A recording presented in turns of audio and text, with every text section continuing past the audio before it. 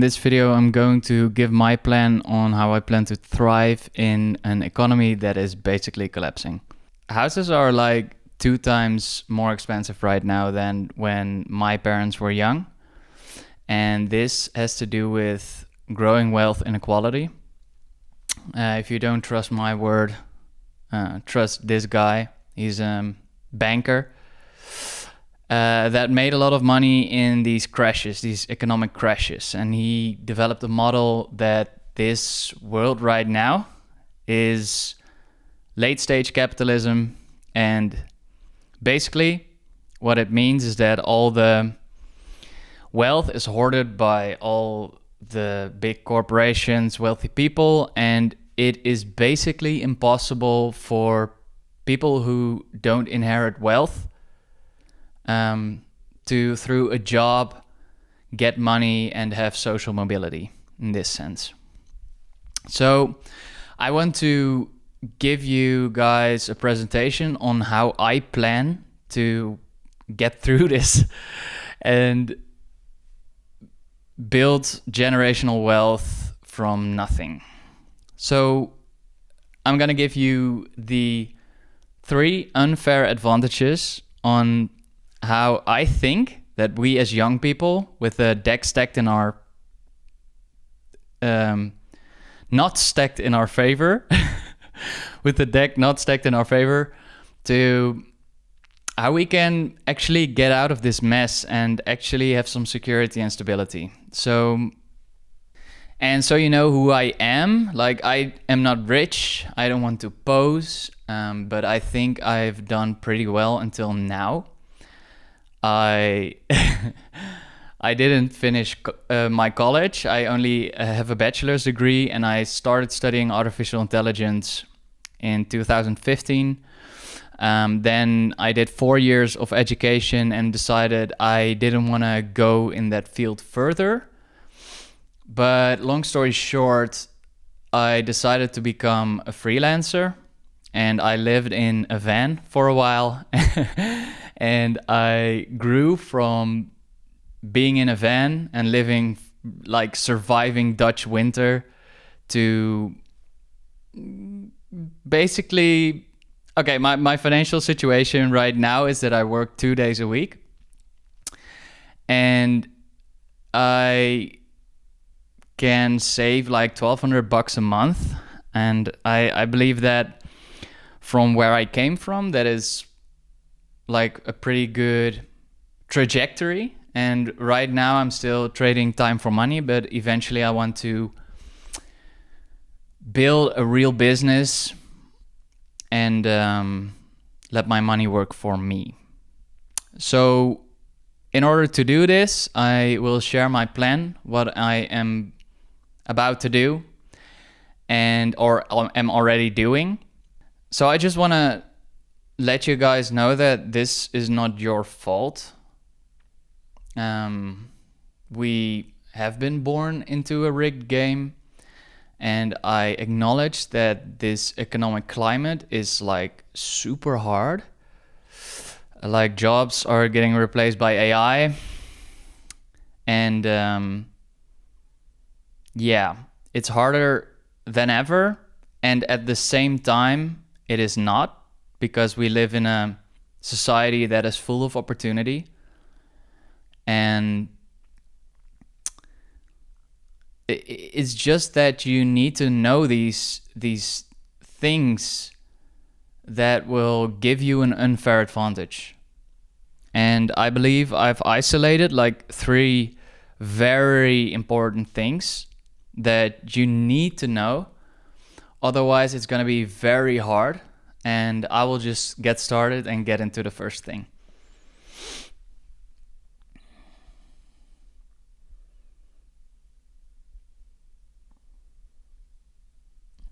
So what is the actual difference between a normal person and someone who is like super successful? I will draw a little crown. This guy, he fucking made it. And like, what is the actual fucking difference between like normal Joe and the fucking king? I believe that people who build generational wealth from nothing, that they use leverage as an opportunity. Like poor people will keep trading time for money and never invest into an exponential opportunity. So time for money. Leverage is basically using tools available in order to exponentially get a return on your judgment. So in the olden days, they had these kings, right? These kings, they had all these people working for them, and they make decisions and people will act on them, and that will give you more outcome for your judgment. If you judge wrong, though, it's gonna lead to more bad. But if you judge good, then it will return in outsized gains. And like the time for money game, the only way you can really grow generational wealth from this is to have an insane job, like trading in the stock market, or like for a big fund, you know, where you trade like millions of dollars a day or trillions even a year, and that you get a percentage of that, like extremely high paying jobs. That's the only way. But you're still limited by this time. You're still limited by, I get X amount of dollars for this amount of time. And with leverage, there are like 3 types of leverage. So first, you have capital. If you invest money into the stock market, you can get compound interest. And as Einstein said, compound interest, if you really understand that, it's the 7th world wonder or something like that. I'll put something on screen, or if I don't want to edit it, it's just Einstein said that, Google it. So capital, but in our situation,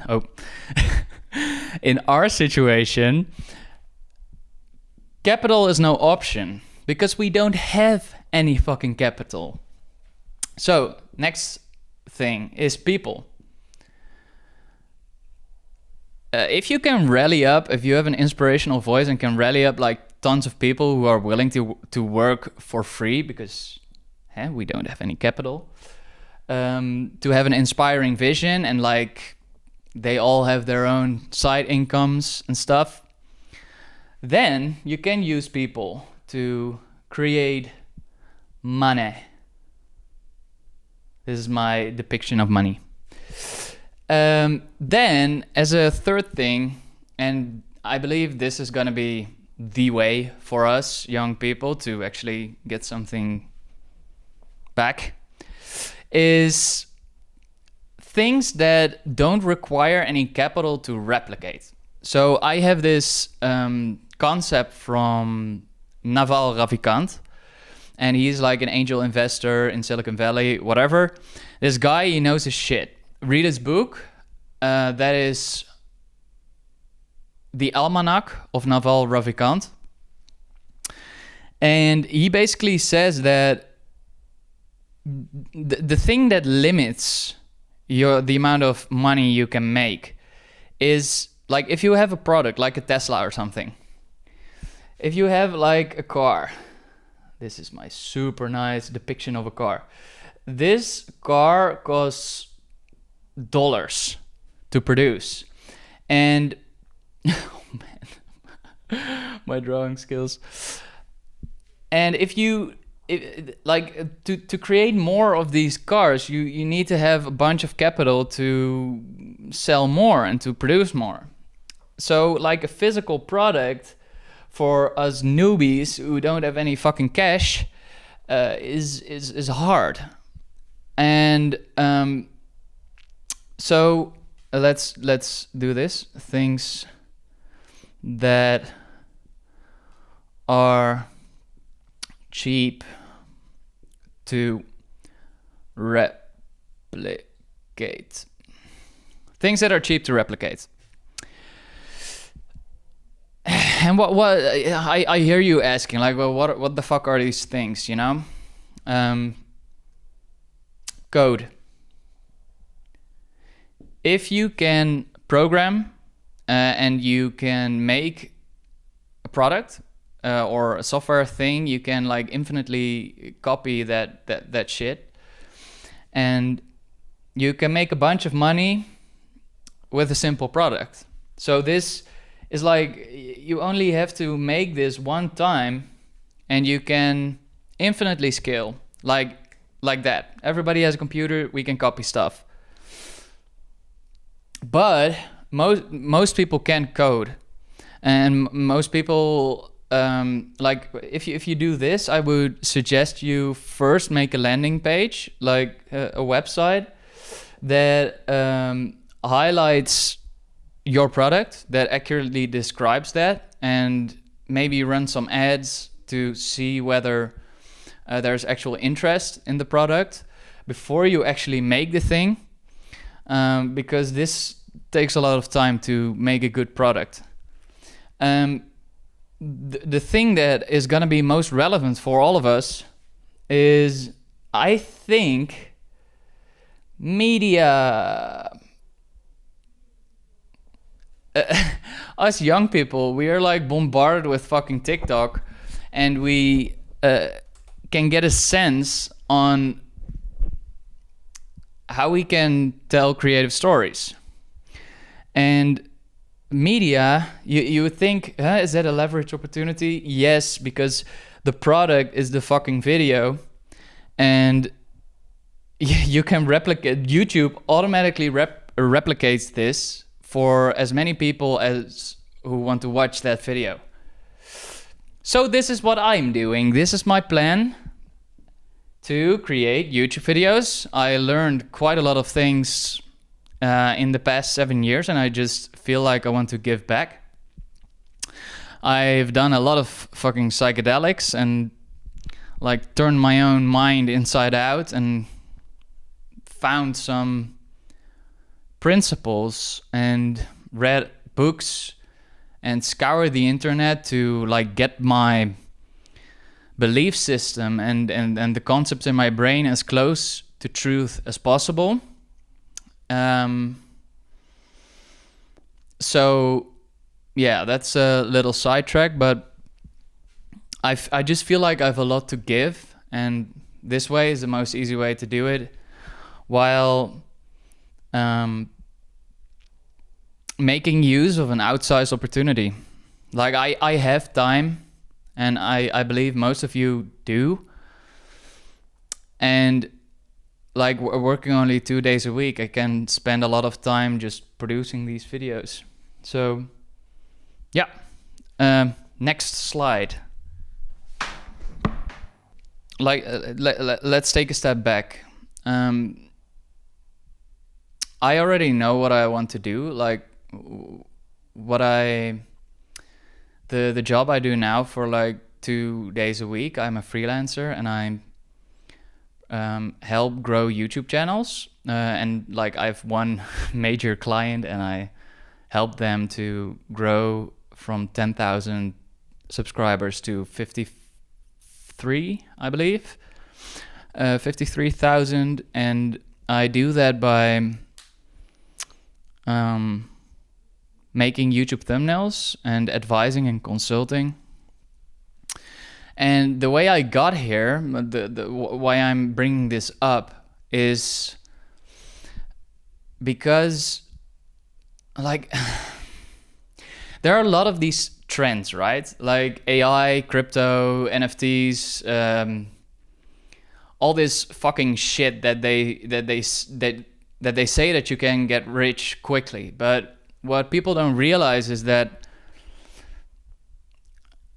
to actually make money trading crypto or whatever, you need to be like really fucking obsessed, because if it would be easy, then Okay, basically, trust me, it's fucking hard. And maybe in the beginning you make some big gains, but it's like with every trade you risk your entire capital, and it only goes right until it goes wrong like one time, and then you lose everything, right? So you're competing with all these obsessed people, and if you only go into like a certain trend just because you think there's money in it, you won't be able to get those hours in without burning out. Like, trends are very dangerous because there are some people in this space, in the crypto space, in the AI space, in the whatever the fuck kind of trend is going on, that are like properly obsessed and properly into this field, and you're competing with them. So if it's not like your true excitement, it's not the best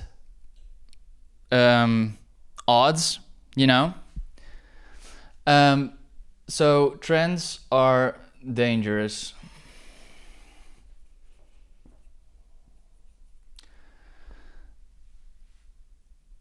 And there is this concept in a book I read, essentialism. And this is basically spending time on what is actually important for you in your life.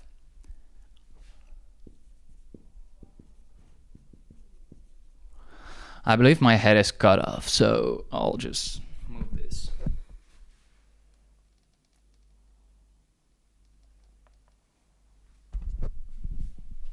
Okay, I believe this is better. So, essentialism. Take a look at this graph. If you, and this is directly from the book, so it's not anything new. It's like, this shit is so fucking logical, but you have to know this shit. If you go in all these different directions, like you found a trend and you try to make money with it, and like you're hustling, and you're like 2 months in, and you decide, oh man, this is actually way harder than I thought, and you hop to another trend, and you have like 2 months down the drain, and then you go to another trend, like maybe starting a social media marketing agency, and then after 2 months you'll hop to another trend, and you'll get all these little arrows going in all kinds of different directions, and you never actually fucking move towards where you want to go. So the way to think about this is that if you're trying to decide where to go, don't follow other people. These trends are all like coming up because other people are making money with it. And if you follow trends, you're using other people to find out what is right for you. And it is way more easy and way more effective to fucking how do you say that? To fucking disconnect from what other people are thinking, what other people are saying, like all the opinions, all that kind of shit. You need to listen to yourself, because that is what's going to decide and to accurate. All right, there something fell off the wall, but let's fucking go through with it. You need to listen to yourself. That was the fucking point. If you follow trends and trend hop, you will constantly get swayed by whatever river society is in, and you will never find the thing that is gonna get you to your goal. This is all these little arrows, but then stacked into the same direction. And this is the only way of how you are going to get from 0 to an opportunity that is right for you. So I followed my passion like from a child already. And this might seem, and it probably is at first, a lot like this. Like as a child, I hopped, but not from trends decided by other people. I hopped on my own trends. First, like I was like obsessed with solving a Rubik's Cube, or like building drones, or oh man, I like tried so much fucking shit, like playing the saxophone, diving, in the water, high diving, baseball, judo, windsurfing, kite surfing. Like these are all sports, but like also not only sports, like also all these micro obsessions that I had. Like I only am aware of the whole process I went through, but this is necessary to be decided by your in intuition, by your own feel of like, okay, I'm excited about this shit. So let your intuition, I don't know if I wrote that down right, but you get the fucking point. Your own intuition should be the deciding factor here, because only in the and like, let me tell you a fucking secret. This, like, if you use your own trends, it is actually like this. And why? That's because right now I am living so much in my intuition. Like every day could look a little different, and I really check in with myself. What am I most excited about right now? Because I thoroughly fucking believe that the things that you get excited for are your compass in which you should live your life. And why do I think that? Because all these little micro obsessions, all these times I switched my direction, I now connect the dots that, like, I discovered I'm an artist. Like, I like to make videos. I like to juggle with concepts. I like to write stories. I like to make music. I have all these different interests. And it might feel like you're a jack of all trades, but right now, I see that every little interest that I explored are all building towards the thing that I do right now. If I go a little bit deeper into my journey, is that at first I studied artificial intelligence. And I was really excited about that at the time. But after 3 years, or 4 years, my bachelor, I saw what route that was taking me. So after AI, at the time in 2019, the course they had laid out for you was you become a programmer. And I applied for a job, but during my artificial intelligence studies, I also noticed, and that's the thing, if something interests you, if you get inspired by something, you need to tell the universe you're actually fucking interested in that by actually taking action.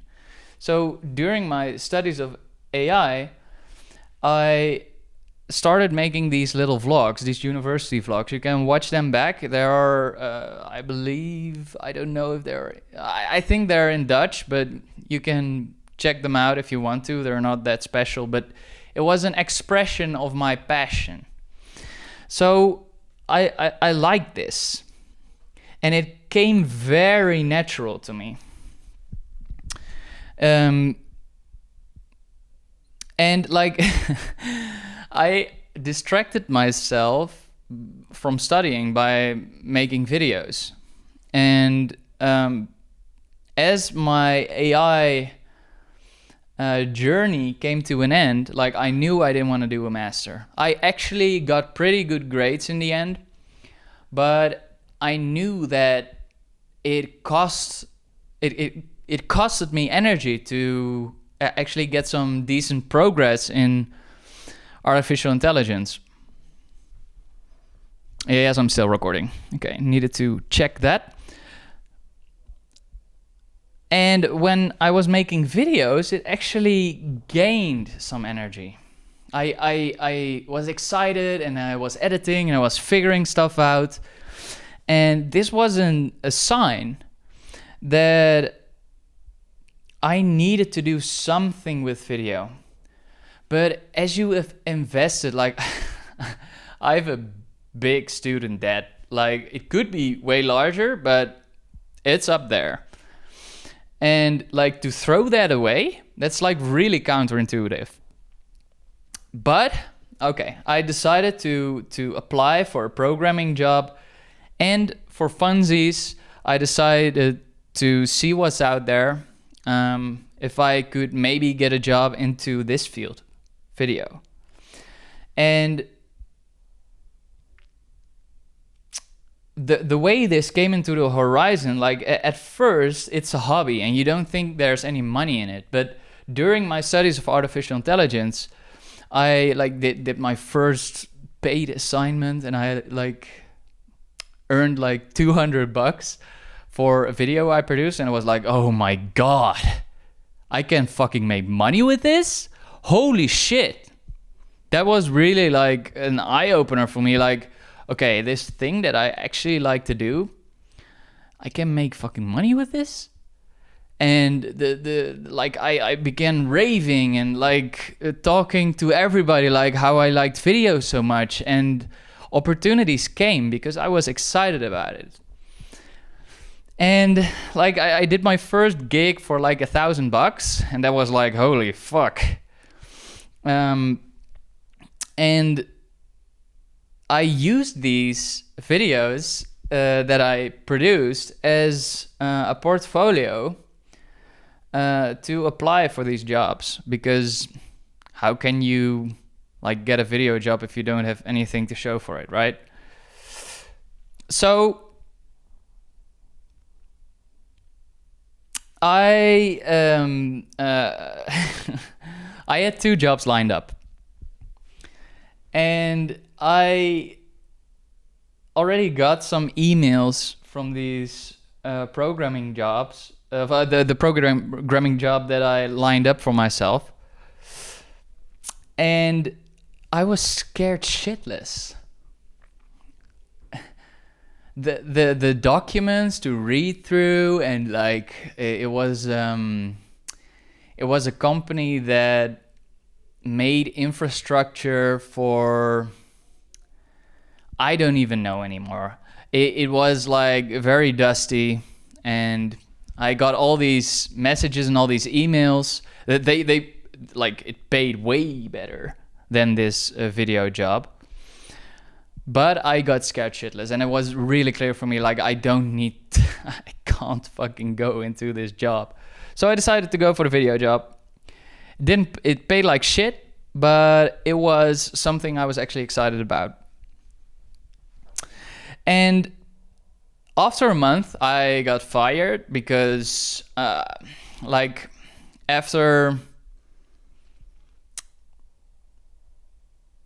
like, when looking back, I just didn't have any experience, and it was really hard for me to like efficiently produce videos. And like the whole thing was like two entrepreneurs chipping in together to pay my salary, and I would make content for them to post on social media or whatever.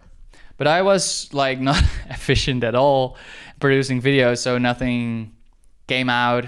And yeah, it was just, it didn't lead to anything. So I decided to go the freelance route.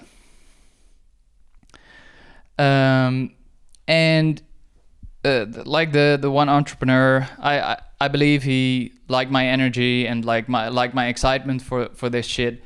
So I got like a few referrals from him, and I got my a few gigs, and it was not enough for me to sustain myself. So I delivered groceries for a while. Woohoo! That's me in my car delivering groceries during COVID. And I did this for 5 months and killed every referral that he gave me. And this led to more clients.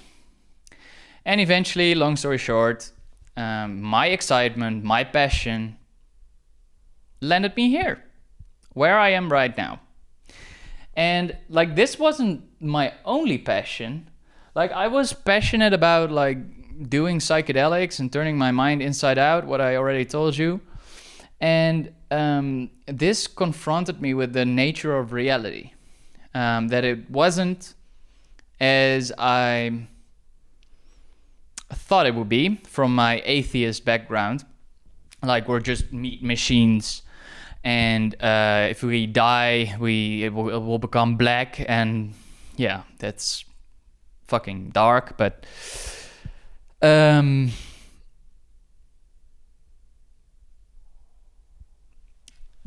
all I want to say is that all these different passions, psychedelics, video, the artificial intelligence, because of the science stuff, it all came together into the place where I am now, because I make videos for their YouTube channel, and they're all about the nature of reality, physics, AI, neuroscience. Like, artificial intelligence is actually psychology, neuroanatomy, the brain, and programming in one. So I got familiar here with the science jargon.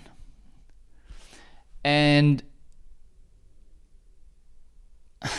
all I want to say is that all these things, if you follow your passion, if you follow your excitement, it may feel like this. But all I want to say is that if you keep following that passion, following that inner compass, I thoroughly believe this. You will eventually see all the dots connect. And you will arrive at a place where you think, holy fuck. How the fuck did I get here? And I have such a great life right now. It's fucking crazy.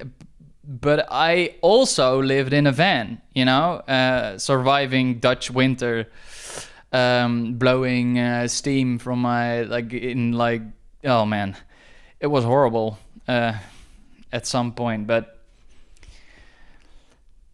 it was all fucking worth it. Actually, the van was also a tiny bit of excitement. Eventually, it really made me grateful for what I have right now. So like, there's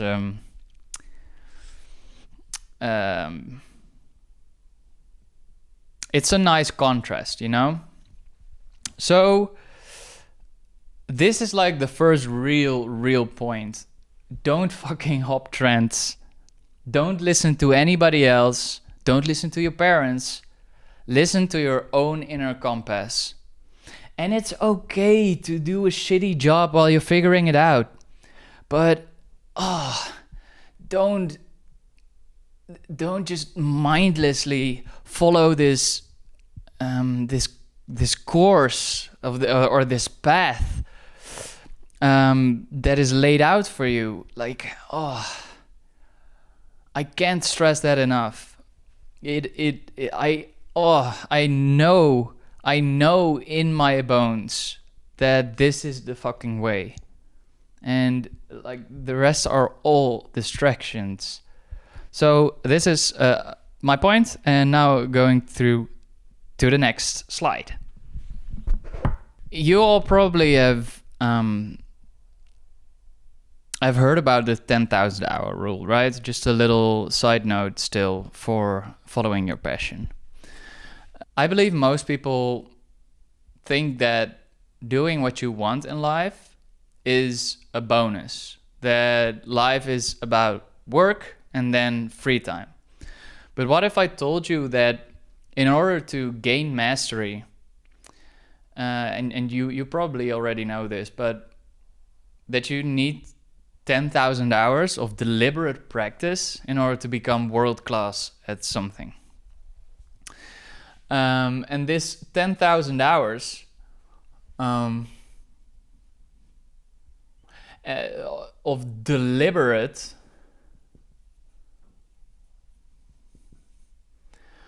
and this is very important, 10,000 hours of deliberate practice. If you don't like, how the fuck are you gonna fill these 10,000 hours? You will burn out before you get there. So I believe most people go into something without really checking in with themselves to see if that really excites them. And maybe they get to the 10,000 hours, but actual deliberate practice to actually get better, or not just skating by and just do what is asked of you. No, actually deliberate practice.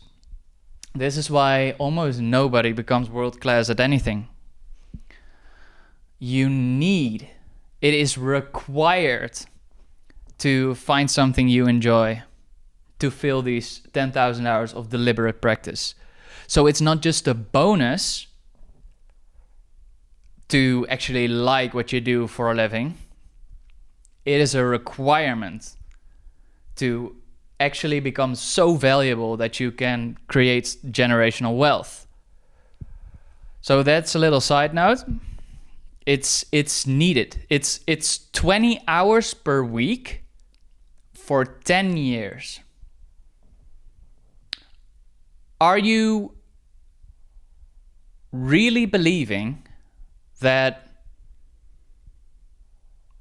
like, even if I play it out in my mind, it seems ridiculous to me to invest 10,000 hours of your precious hours, you can't get them back, into an opportunity that doesn't excite you.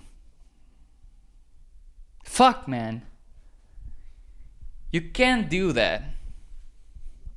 Okay, that's my little rant, my little side note. Okay, we had leverage.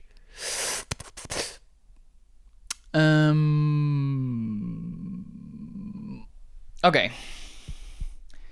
And this is something that I really fucking struggled with. And I'm sorry for that. Cough.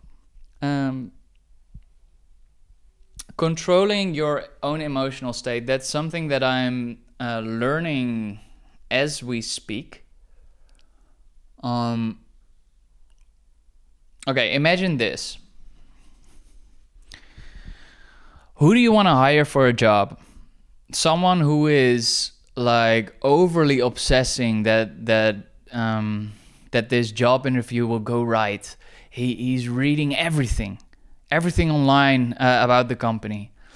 And he sits there in the interview, and the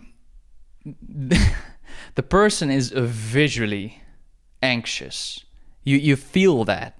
You feel that a person is anxious, and that he or she will desperately wants that job, right?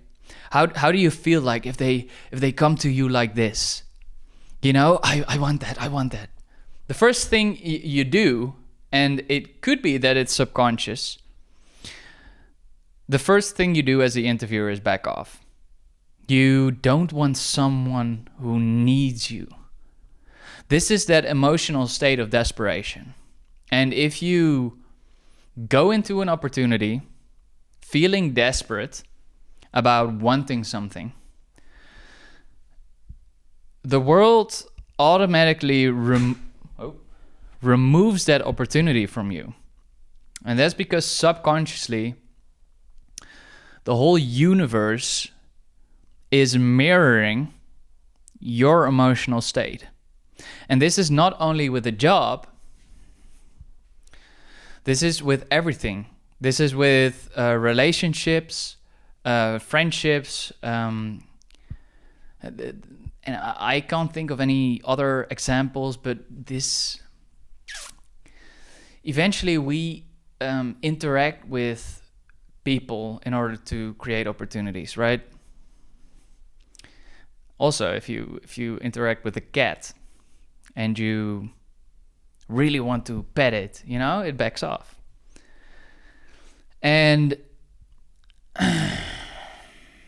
you could go the spiritual route, but you can, like the emotional state you're in, are the eventual opportunities you will attract to you. This is basic law of attraction. I have noticed in my own life that this is true. And the way you can implement this shit, like, okay, nice to know, right?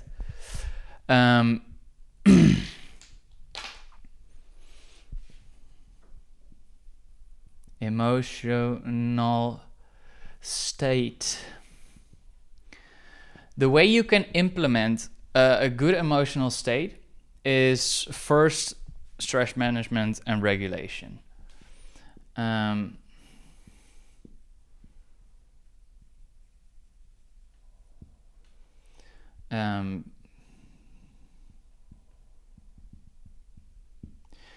If you are in a negotiation and the person across from you don't really need to get this deal done, who has the power in the negotiation? The person who cares the least about doing the deal. So in life, this anxious feeling will tap away so much fucking energy. I always thought, and this is going back to my ADHD roots, I hope this is a little not all over the place, but I'll just keep it concise. There's a lot of fucking shit in here, so please bear with me. I have ADHD.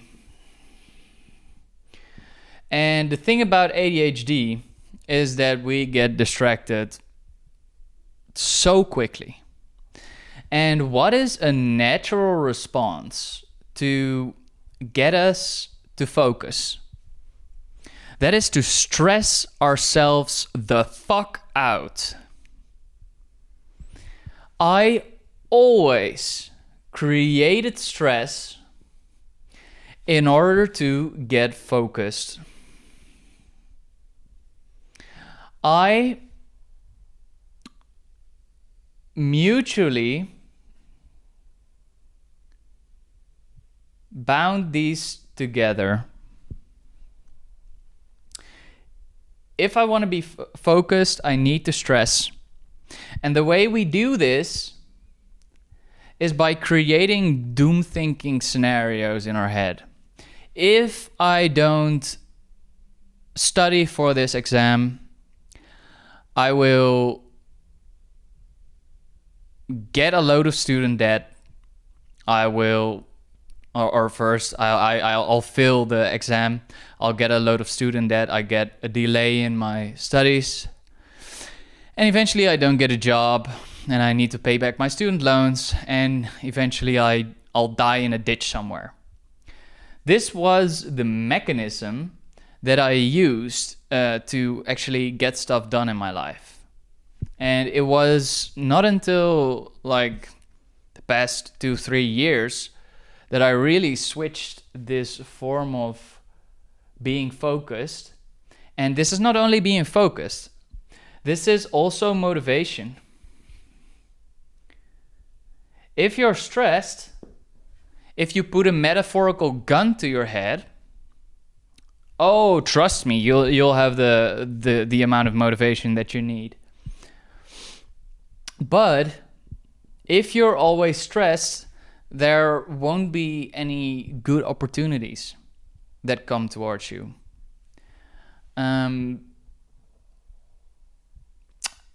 Actually, maybe there are, but it's not optimal. All right? I want to give you guys the most optimal picture. And also, if you're always fucking stressed, eventually you get sick. If you don't regulate this stress, you'll get sick. All this stressful emotion will pile on in your body, and eventually you'll, like, you know, the fucking studies that like correlate stress with dying early, right? So, regulation and finding a different source of motivation. First, we need to be aware of what is creating this stress. What is creating this stress? And for me, it was all these negative thoughts.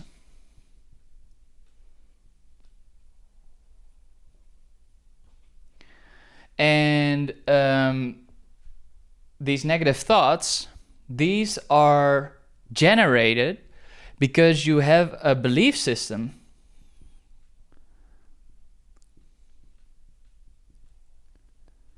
that believes that this is necessary. So first, you have to change your relationship with why you're stressed. Like, I couldn't live without this because I wouldn't have motivation. Because every time I said to myself, oh, I'll get it down, I'll get it done, it's okay.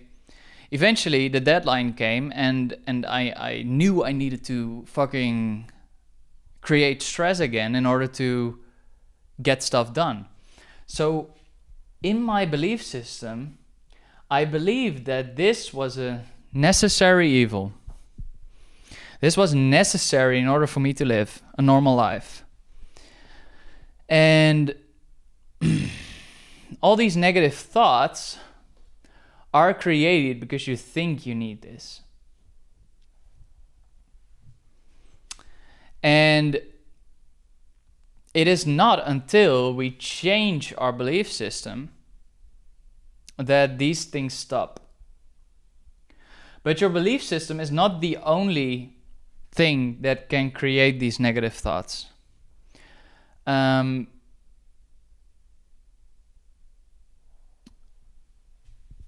Actually, like or maybe I should talk to you different about this.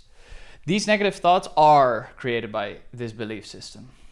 But this belief system is formed by a few different things.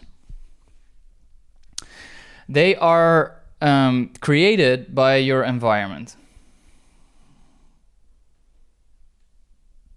my environment was teaching me that in my specific area or space-time point,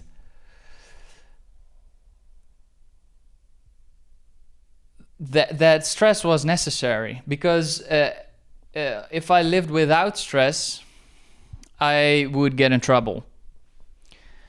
But this is also from experience. And this is also from okay, wait. This environment thing, this is also social media. That is what I was building towards.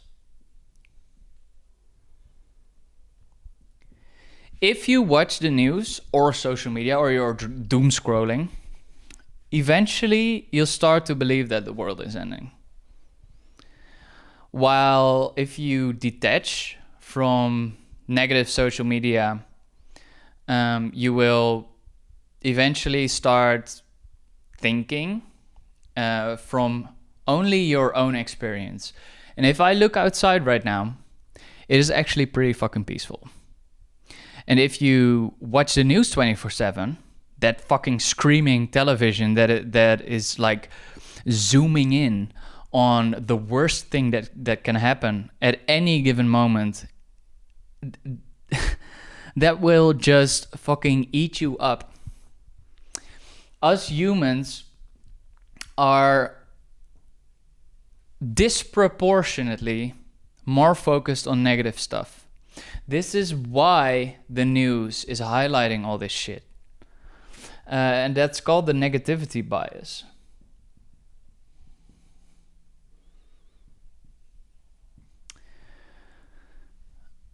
Imagine that you were a tribe, or you were surviving in prehistoric times, right? Only one negative thing in your environment could fucking kill you. And we lived in herds, we're mammals, so we're herd creatures. And we survived by not only the protection of others, but also to have a disproportionate focus on what could kill us. Like, we're very anxious creatures. We're like look at us. We're like not dangerous at all. We don't have like crazy teeth or whatever. Our minds are the ones that have protected us for all these years. So the news knows this, and I am not like pointing fingers and creating conspiracy theories. It could also just be that that they just noticed.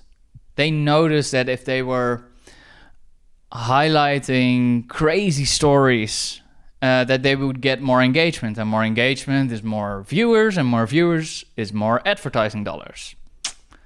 So, and this is also a cool concept, like never attribute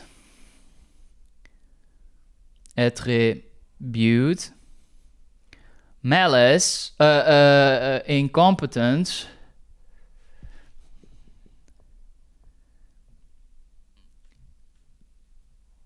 attribute, I don't know if that's the right word.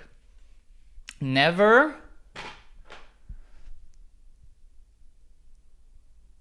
okay, I can't fucking formulate this shit right now. The key concept is that you shouldn't think the world is fucking evil if the behavior could also be explained by people just being incompetent. It could very well be that they weren't like conspiring to make you feel fearful and highlight all these news. It could be that it is, but it also could be that they're just fucking incompetent and they don't realize what the fuck they're doing. So something to think about. Okay, so where were I? Regulation. This is very important. You can't even see it. Like, I'll get to the next slide, because regulation is a fucking hack, man.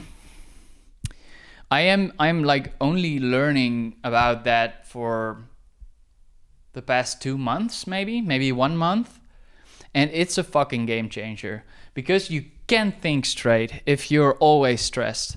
And like, stress is, I already said this, but stress is tapping away so much of your energy. Like, if you always feel stressed, it's all this energy, and you'll get like, this is how you feel all the time. So full, so consumed with all this fucking stress. And if you don't, like, if you always keep fucking running away from this, you'll just, you can't find the motivation to do anything, because you're always fucking distracted with social media and doom scrolling and whatever the fuck you're doing to distract yourself from it. Okay, I was going on a little rant here, but I'm going to the next slide.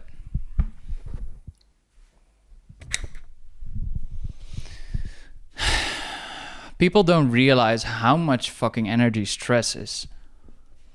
How much fucking energy stress is tapping away. And I believe it's like 30% or something of the energy is going to your brain, right?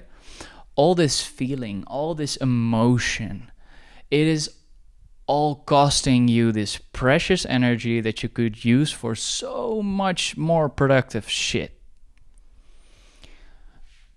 And the way to get rid of stress is to actually feel it. Like, there are causes of stress, you know, we talked about that earlier.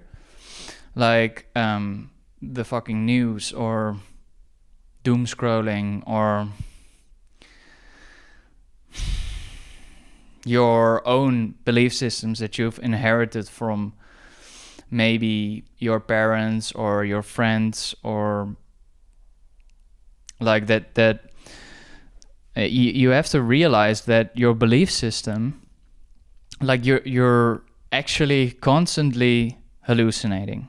Like, the world you see is not actually the world that there is. Even if you just look at your senses, like, our eyes only get about like few percent of the visible light spectrum, right? There's infrared, there is ultraviolet light, all these extra things that are there but not visible to us, but maybe to other animals they are. But we're living in this narrow slot of the things that we can perceive, and that is not only with sight, that is with sound.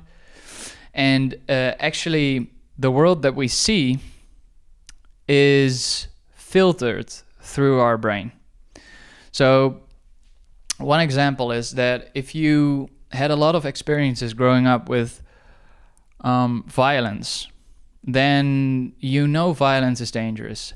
In your belief system, you have created the belief that violence is all around, and that you should always be like super vigilant to check if there is danger anywhere. So if you look at through that lens, see your brain and your belief system as a lens through which you view the world. And these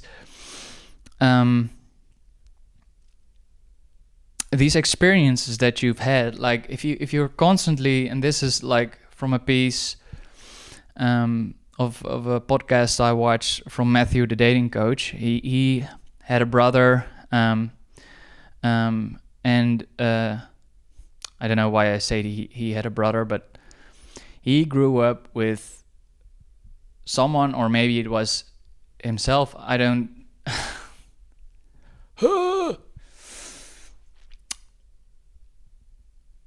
Basically, the whole idea, the whole story is that there was someone, he talked about that looked around whether there was danger. And if you do that, you see danger in every corner. So if you look at the world through that lens, you see a dangerous world. While people who didn't grow up with violence don't even see that, and they just don't focus on that, and they are less likely to encounter danger. So this way, and this is really counterintuitive, but you are creating the things you are afraid of. Think about that. So this stress, this comes, like the stress comes from your belief system, and your belief system is created by your experiences. And you look at the world through your belief system.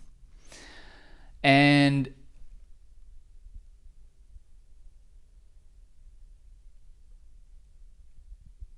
the thing is that the way you can deal with this stress, like most of us people, we are like, I don't know what the fuck this is, but these are glasses. This is the mouth. This is a guy, and he is like, and this is like the bad feeling, and we are deliberately looking away. We are deliberately avoiding any chance we get, all this negative stuff in ourselves, and that's why this negative stuff, it will just become bigger and bigger and bigger until it envelops your whole body. This will only go away if you feel it. And in a world full of fucking distraction, let's make a little phone. This is his phone. He is always looking at his phone. He is not looking inside. He is looking at his phone. And we wake up, we grab our phone, we scroll while we're eating, and we go to work, we listen to a podcast, distract our mind, and then we're focused on work all day, and then we come back home. We turn on the TV, Netflix or Disney fucking Plus, and we distract ourselves. And we scroll until we fall asleep because we're so fucking tired. And this cycle repeats and repeats. And this is only getting larger. The stress you gained by working and being focused, this will only grow, and eventually this will become so dense and so heavy that it taps away all your energy. Your body is screaming for you to feel.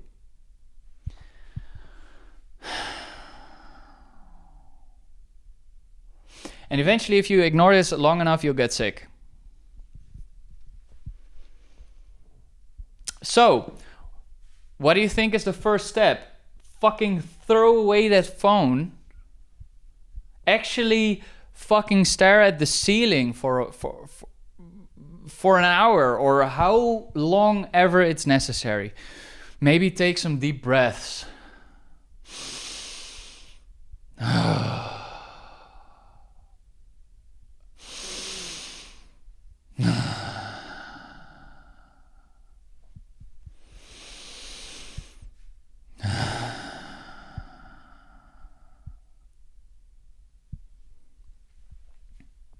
Actually make some space in that body of yours. Actually, this is not only with feelings, this is also with thoughts. All these thoughts like clouding your mind. Ooh. These thoughts need to be given some attention. If you don't listen to these thoughts, like if you put away your phone, you'll start noticing that, oh man, the fucking thoughts will start to pop up. And all these thoughts, racing thoughts. And I struggle with this still. And I am already aware of this shit.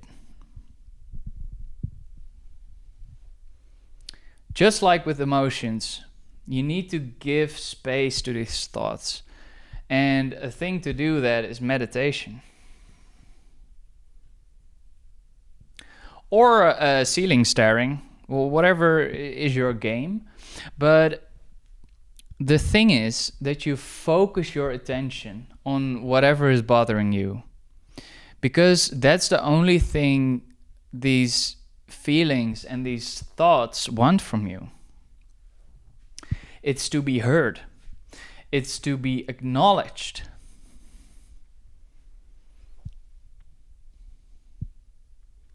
So throw away that fucking phone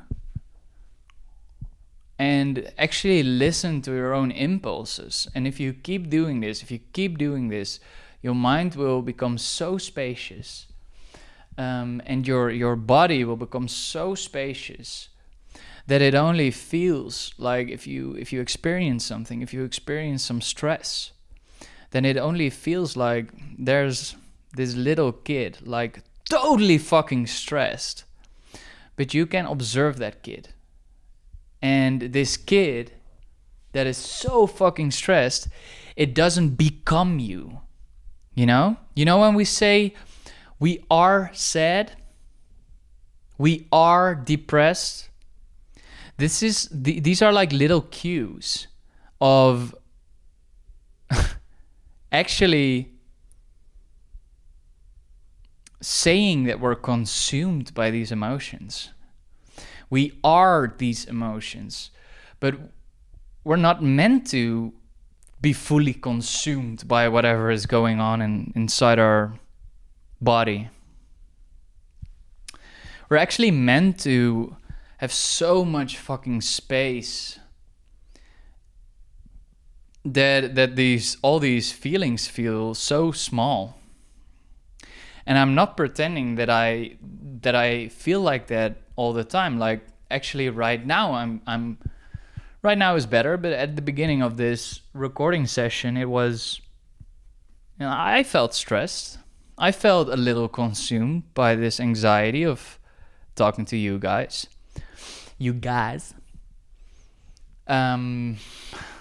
YouTuber cringe.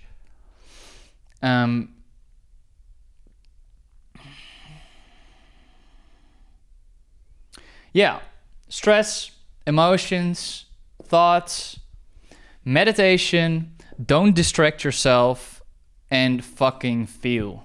Take deep breaths.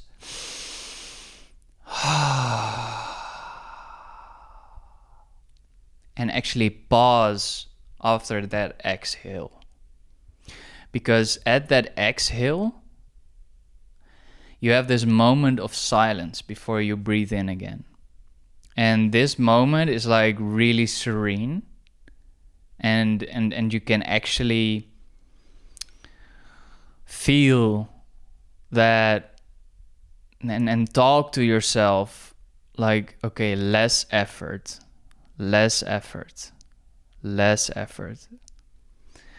Like relaxing is just not trying. Relaxing is just letting go of all the stresses and worries and things that you need to do. It is not putting in any effort. That's all it is. Feel in your body anywhere where you are trying. Anywhere where you feel like you are contracting, you are tense. That tense part of you is trying so hard to be tense. and it's screaming for your attention to observe, to acknowledge that there is this feeling, that there is this tenseness, and it wants your permission to put in less and less and less effort. Breathe and let go. Next slide. Okay, I think we're almost done. So the thing, a short summary.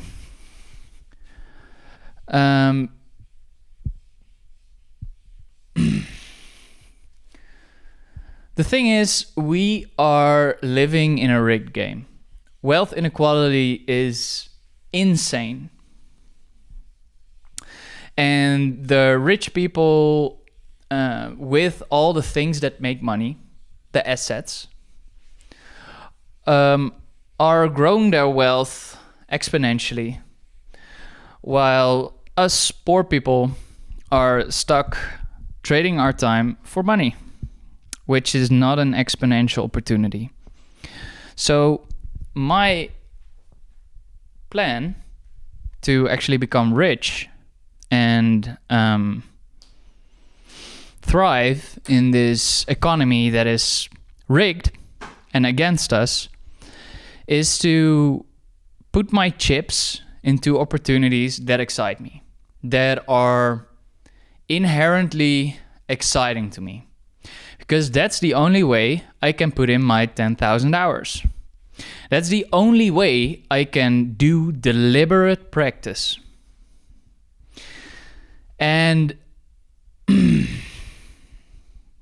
after you figured out, after you did that little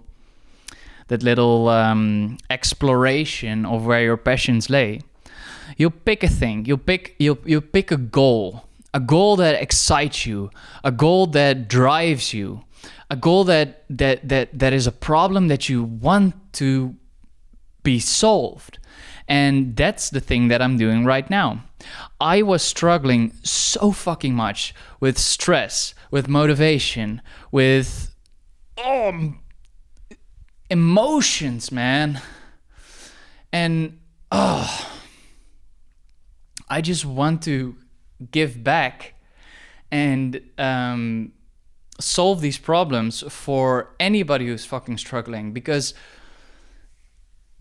it sounds maybe a little bit too spiritual or out there, but on psychedelics I connected with so much fucking suffering. And whether you believe that suffering is just all a mental hallucination, or that it's actually the world suffering right now, it doesn't fucking matter. I am here to just be of service. I have time. I've created this opportunity for myself, fucking working through all this old belief system, and reading and finding shit online, and I feel driven and motivated to give you guys all this hard-earned wisdom, right? And I have felt so fucking desperate, and I finally feel that I have let go of that for like 95%. And I want that for you guys. I want that so much. I want that for the world. If you look around, there are so many people suffering. If you look them in the eyes and you see how defeated they are, you see how they're just droning away, slaving away in these jobs that they hate. This fucking pains me, man. And this is the thing that drives me. You see, you alchemize this negativity. You see the suffering on people's faces, and you decide to do something about it. And that is how you can convert suffering, convert this negative emotion, this negativity, into love, into peace, into valuable insights for you to actually live your life in a better way, or in a more expanded, or whatever the fuck you want to call it. This is my mission, you know? And if you find things that you're excited about, you know about leverage, like things that don't cost anything to replicate, you know? And this can be blogs, right? This can be videos. Find something you're excited about, and this is what I'm doing. I'm excited about spirituality, like grounded spirituality that actually is practical, you know? And when you find something you are interested in, then you can expand that you can create that vision for yourself. I imagine that I'm touching a lot of people with this, and I'm imagining that you get something out of this, and that I'm not the only one doing this, you know? There are so many people who try to give back and share what they know in order to help others. And this is what drives me. And the past 7 years, I've collected all this wisdom, and it would be a shame if it would just not be shared. So if you found something you're excited about, you need to know about leverage and create and use an opportunity that will get you outsized rewards. And then to keep having the motivation to keep doing this, and to not get distracted and or bogged down by your emotions, to actually have the motivation to enable yourself. You need to do this with a Zen mindset, a Zen emotional state, not a controlling, fear-based emotional state, but an emotional state that is expansive. And